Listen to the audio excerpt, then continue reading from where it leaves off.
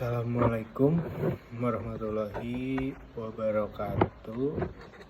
Pada kesempatan kali ini saya Muhammad Fauzi Alamsyah dengan NIM 1908719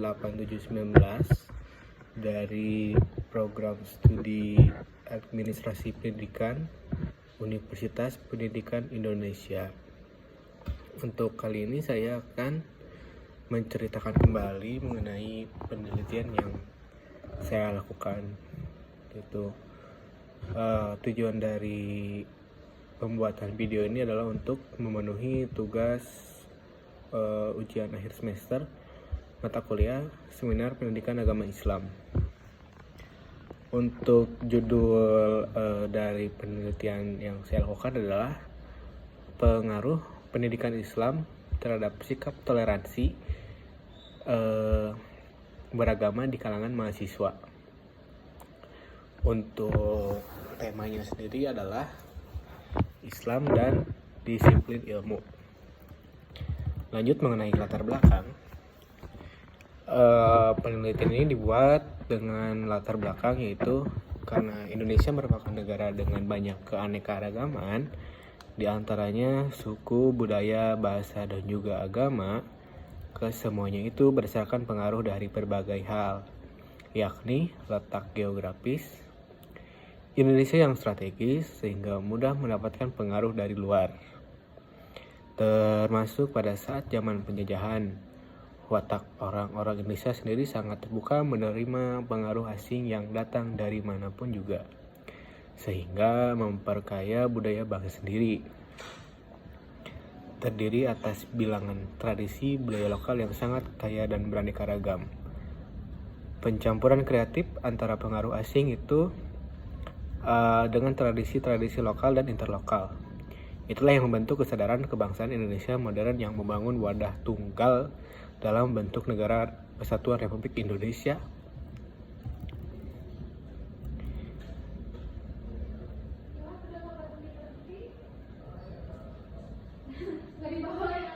Yang berdasarkan Pancasila dan Undang-Undang Dasar 1945.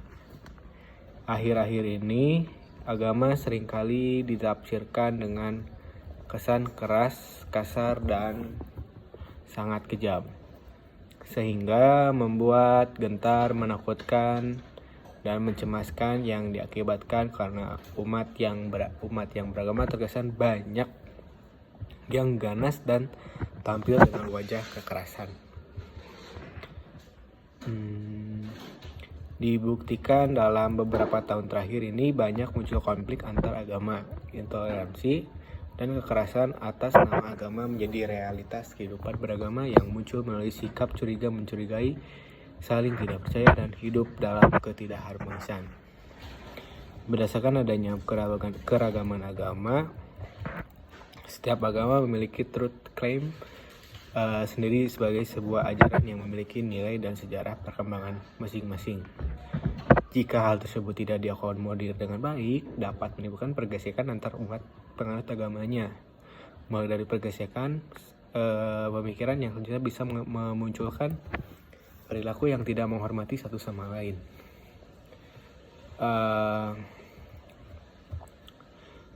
Dapat dilihat bahwa agama memiliki potensi ganda, yaitu sebagai unsur pemersatu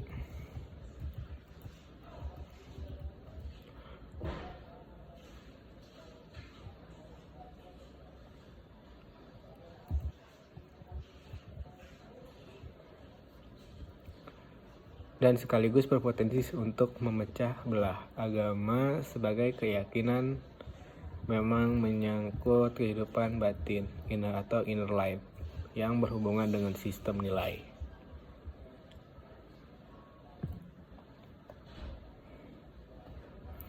Nilai itu sendiri merupakan sesuatu yang dianggap benar dan diikuti. Nilai merupakan realitas abstrak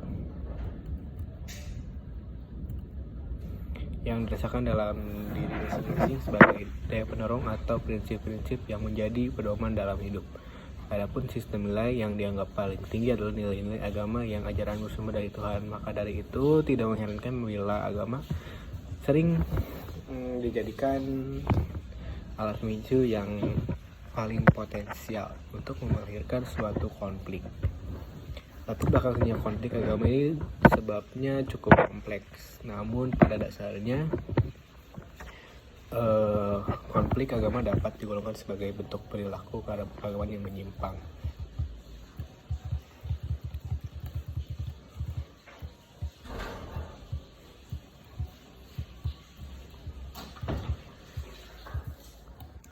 Sikap toleransi tersebut harus dapat diwujudkan oleh semua anggota dan lapisan masyarakat agar terbentuk suatu masyarakat yang kompak tetapi beragam sehingga kaya akan ide-ide baru. Sikap toleransi ini perlu dikembangkan dalam pendidikan.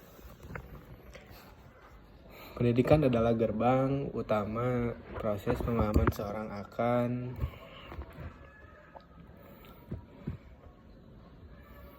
sesuatu di mana pendekatan dan muatan-muatan materinya pembelajarannya berfungsi sebagai cara penyampaian dan bahan-bahan yang akan diserap dan didalami oleh peserta didik. Sehingga pendekatan kurikulum maupun muatan materi pembelajaran harus dikonstruksi dan disesuaikan dengan kebutuhan kontekstual saat ini, di mana semakin merebaknya perilaku intoleran. Oleh karena itu,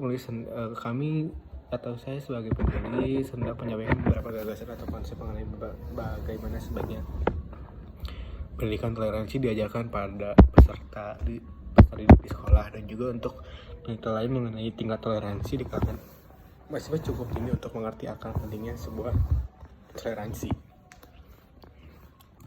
Lalu yang telah saya lakukan untuk penelitian ini adalah mengungkap seberapa tinggi tingkat toleransi di kalangan mahasiswa disangkut pautkan dengan telah belajar pendidikan agama Islam. Lalu untuk metode penelitian yang digunakan adalah metode deskriptif dengan pendekatan kuantitatif. Teknik pengumpulan data menggunakan kuesioner. Ini dilakukan oleh peneliti dengan menyebarkan Google Form. Dan pengambilan data dilakukan melalui pertanyaan yang dijawab secara pilihan ganda beserta isian yang sudah disediakan pada Google Form.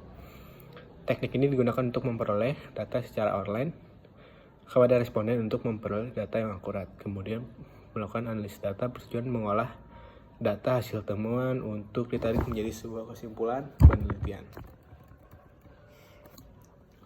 Untuk hasil dari penelitian ini, berdasarkan data yang diperoleh, responden berpendapat mengenai adanya konflik toleransi agama tidak boleh dilakukan karena konflik tersebut akan menjadi akar perpecahan. Seharusnya manusia memiliki rasa memaklumi akan kepercayaan seseorang atau selamanya. Karena sudah pasti, ketika orang lain mempertanyakan mengenai apa yang diri kita yakini, pasti menimbulkan sakit hati. Begitupun orang lain. Selain itu, di dunia ini kita semua sebagai manusia hidup berdampingan, yang mana seharusnya tidak semua bisa saling menghormati dan menghargai apa yang kita anut. Kemudian kurangnya kesadaran dan pemahaman mengenai arti toleransi beragama dalam implikasinya di kehidupan. Lalu adanya faktor keegoisan di beberapa pihak juga menimbulkan adanya pertikaian di dalam masyarakat. Sehingga dalam hal ini perlu segera dihentikan karena Indonesia merupakan negara yang beragam akan segala hal, termasuk agama. Jika dibiarkan dan terlalu larut, maka akan menimbulkan perpecahan antar bangsa. Upaya yang dapat diberikan jika tidak adanya toleransi antar agama diantaranya yaitu memberikan pemahaman sesuai dengan agamanya, memulai silaturahmi sehingga akan menimbulkan interaksi yang positif, yang mengingatkan dan menghormati. Memberikan contoh yang baik, harus mengedepankan sikap sikap saling terbuka antara satu dengan yang lain agar tidak terjadi konflik secara terus-menerus. Mempunyai sikap saling menghargai antar umat beragama atau menghilangkan sikap toleransi terhadap masyarakat yang beda agama maupun beda yang dengan yang lainnya. Mungkin terima kasih dari saya. Mohon maaf bila ada kesalahan dari segi pelafalan. Akhirul kalam. Wassalamualaikum warahmatullahi wabarakatuh.